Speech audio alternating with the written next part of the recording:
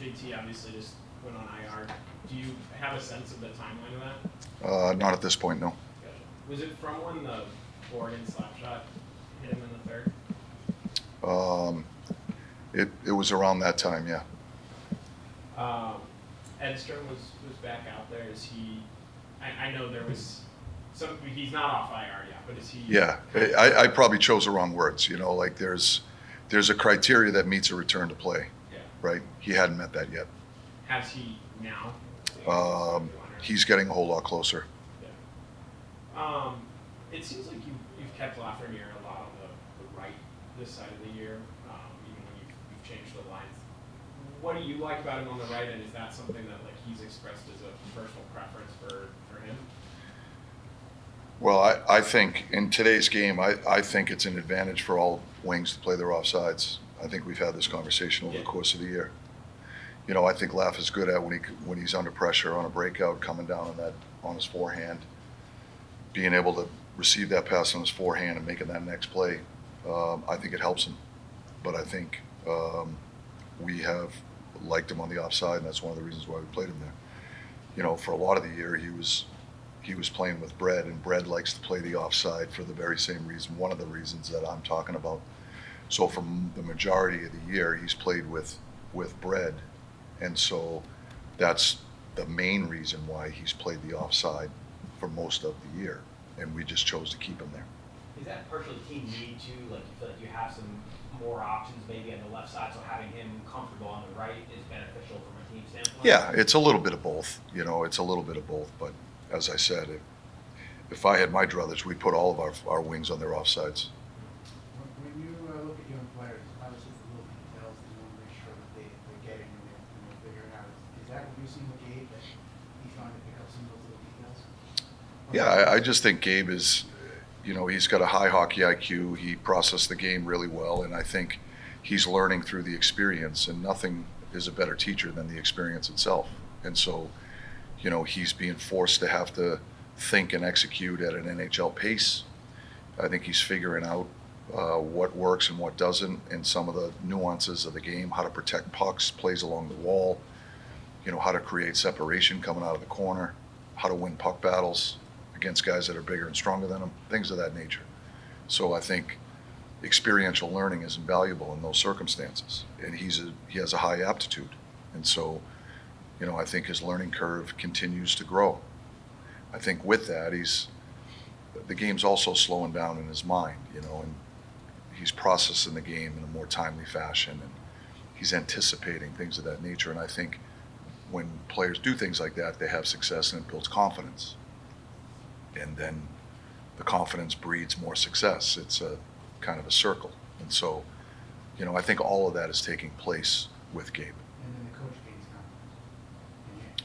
Well, of course, you know, we're always trying to, you know, I think ultimately at the end of the day, what a coach does behind the bench is he's trying to put players on the ice that he thinks will get the job done in certain circumstances, in certain situations. Whether it's defensive zone starts, penalty kill situations, 6-on-5, 5-on-6, power play stuff, O-zone starts, you know, things of that nature. That's really what it boils down to when you're managing the bench. Like obviously, Lala made the team out of his first pro camp. What have you seen from him as his kind of part of the role for himself? Yeah, so I just think Globs he's very similar to Gabe in that, you know, I think just the fact with every NHL game that he gets under his belt, he's practicing with NHL players at an NHL pace, and I think that experience in and of itself is invaluable to helping a player grow and develop. And Lobs is going through that process very much like Gabe is. You know, as coaches, we've tried to cast him in a role that we think sets him up for success, where he can play to his strengths. We're trying to help him grow and get better in different aspects of his game. Joe Sacco sits with him a fair amount and does a lot of one-on-one stuff with him. You know, I do a fair amount of team stuff with all the guys, but Lobs has been part of that process. You know, just trying to identify what his role is and how he can have success both as an individual but also help the Rangers have success. And we think he's growing in every aspect. He's doing a better job hanging on to pucks in the offensive zone. We think he's doing a better job in the penalty kill. He's winning faceoffs. He's got a better understanding of, how we're trying to defend in our own end. And he's big and strong, and I think the one element that I think jumps out at me that he's really brought to our team is just his overall north-south speed. Lobs can really skate, and in today's game is, speed is a competitive advantage. The game's not getting slower, it's getting faster. So what kind of message does, like, when you come back and four goals in the third, which has never been done by the Rangers, what does that send to the younger players at this time of year? Well, I think if anything, it provides evidence that we're never out of it, that if we keep fighting, that we have the ability to come back from games, come back from deficits. And there's evidence to suggest that now. It's not just coach speak, it's real. And so, I think that's the first thing that jumps out at me, but I think it provides a level of confidence that, if we raise our intensity and we have the right intentions, that, we have the ability to come back from deficits. Last week we talked about how difficult this week is with the deadline coming up.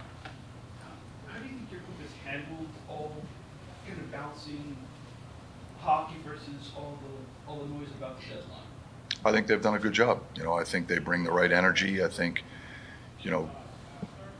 as I've mentioned, I probably am stating the obvious. It's, and I don't think we're unique to this. I think this is just part of the business. And, leading up to trade deadlines, there's always uncertainty on teams. It's across the league. It's not just our team. So, obviously there's more noise in some cities than there are in others. And so I think our guys have done a real good job in just compartmentalizing. You focus on the game, control the controllables. You can't worry about the things that you can't control. And so, let's try to bring a certain level of energy and enthusiasm to what we do every day. And, what happens. I think our guys have done a good job in that process. You brought Parson back up. What did you hear about how he was doing down in the AHL once he got healthy, and what are you hoping to see from him in this next little stretch? Well, we think Parsons played well, and what we're hoping to see is that he makes an impact on the game. We tried him a lot at center coming out of training camp, if you remember. Yeah. We were searching for a third line center. And, he was one of the guys that we were exploring in that role. My experience in watching him is that although he's capable of playing center, and that's an important element of us, utilizing his skill set. We the last go around anyway, we got a better version of him on the wing. That doesn't mean that, this time around that it couldn't be different, but that was just my observation. Just to circle back on Laf one more time, to a much less trained eye the last few games, it looks like maybe he's been a little more involved on the puck, a little more jump in his step. I'm curious if you maybe thought the same, or just more generally, what does it look like to you when he is on his game? Yeah, I would agree with that, and I think when he's on his game, I think he's noticeable because he has the puck and he hangs on to the puck, and he puts pressure on our opponents by nature of that, whether it be off the rush or whether it be in zone. Laf has, he has the ability to create offense different ways. He's talented and create off the rush. He's got a really good shot, but he's got good size and he's strong on the puck, and he can create down low underneath the hash marks by hanging on to pucks and rolling off of pressure and looking for that next play. Or even if we go low to high and he gets to the blue paint, he has the ability to win puck battles or get a stick on a deflection or bang in a rebound because he's strong and he can win battles in that area. But he also has the stick skills to be able to win loose pucks in tight space in traffic, which is an important skill in today's game.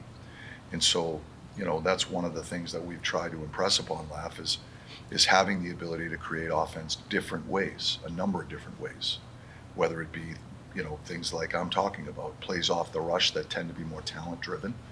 And he has the ability to make those plays when they're there, but he can also create a lot of different ways, in the offensive zone, underneath the hash marks, at the net front, things of that nature. So I think when Laf's at his best, you notice him in all those areas.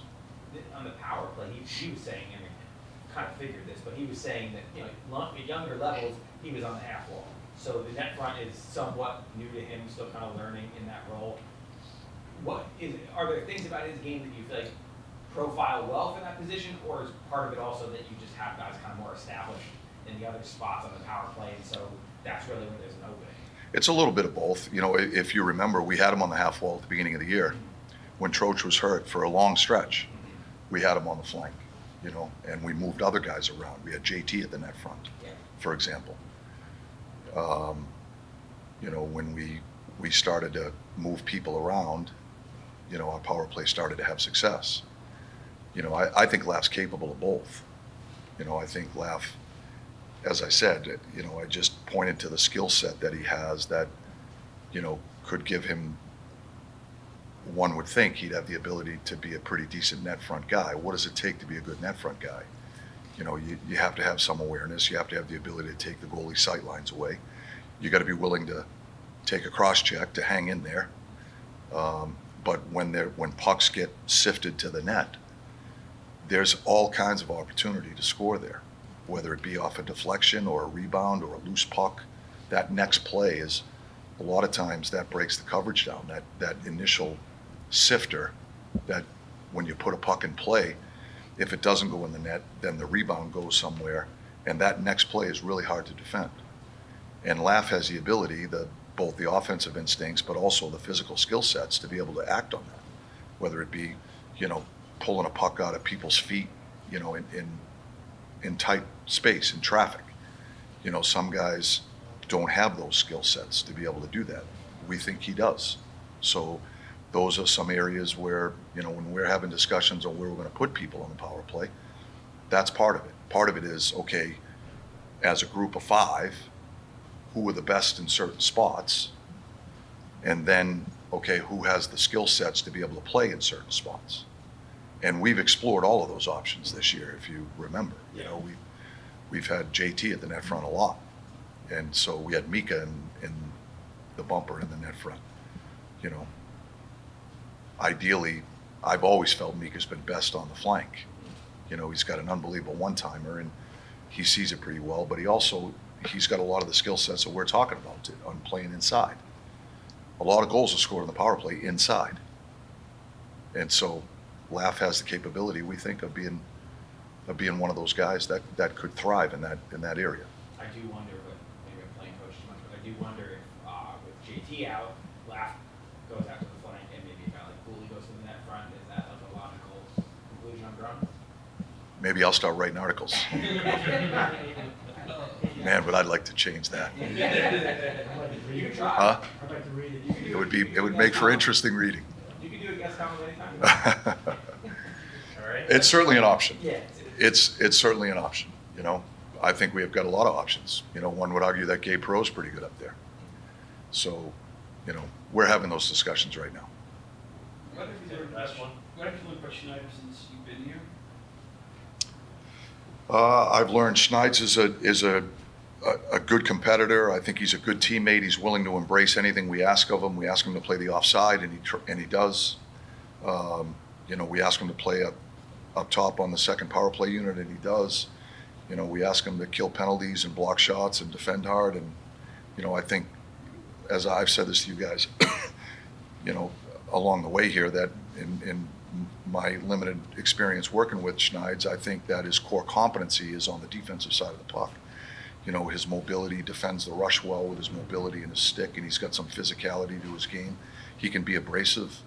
You know, he can accelerate through body checks, you know, and things of that nature, make us hard to play against. He's pretty good on the penalty kill. He's willing to block shots. So, you know, that's probably the strength of his game. We've tried to help him develop the offensive side of his game a little bit. But what I've really admired about him is anything we ask of him, he's willing to do. He's a great teammate in that regard.